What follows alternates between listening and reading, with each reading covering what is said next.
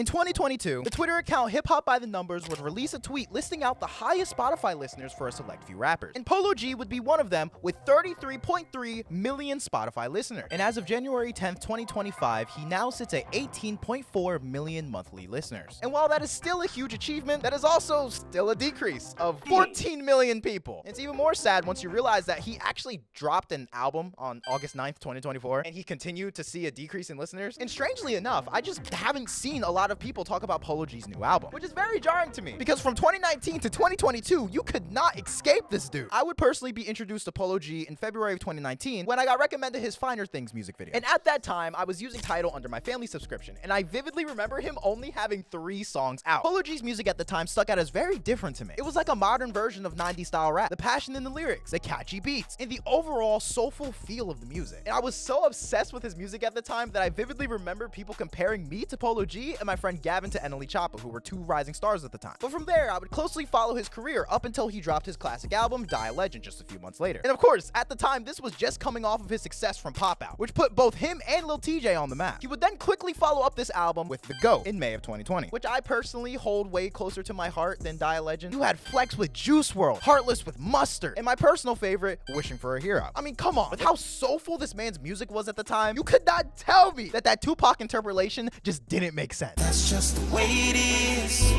Things will never be the same. 2020 was definitely the biggest year for trap music. Rappers like Lil Durk, Eneli Choppa, Lil Baby, and of course Polo G were all anybody wanted to talk about. So with the 3rd album on the way, of course expectations for Polo G were really high. I mean, he basically dropped 2 classics 1 year apart from each other. But unfortunately, in 2021, this would be around the time that things would start to change for Polo. As he was gearing up for the release of his 3rd album, Hall of Fame, the sentiment around his music would start to change drastically. And he would essentially go from being praised for 2 years straight to almost hated overnight. And 3 years later, nobody seems to care about him anymore. Leading up to Polo G's album, Hall of Fame, was a very treacherous road. And the main reason why was because of the sentiment of Piano G. This was a meme around the time where people were making fun of the fact that Polo G seemed to be making the same song over and over and over again with the same piano beat, which I can get. I mean, he still made some bangers, but I understand where people were getting the sentiment from, because I mean, it was kind of true. A lot of his albums were bloated with the same style of beats, but it was coming to a head, especially for an album like Hall of Fame, which was essentially a victory lap from Polo G. Look at how successful I am. I'm in the Hall of Fame. I mean, if you call your last 2 albums The GOAT and Die a Legend, of course, people are going to be looking at you under a watchful eye, making sure that, wait, if we're going to call this guy legend, he has to have something to show from it. And Hall of Fame was supposed to be that. And while I enjoyed a lot of the songs from the album, this album would still have kind of a negative effect on Polo G's career, mainly due to the quality of music. Even though the lead single for the album, Rap Star, was his top leading single ever, I think it was his first #1, a lot of people were still counting Polo G out. And not only around the release of the album, but even after the release of the album, the meme just fucking blew up. So much to the point that even on the deluxe of Hall of Fame, there would be an entire song called Piano G. And that's the thing about Polo, he was embracing this meme at the time. Let the internet tell it I'm Piano G,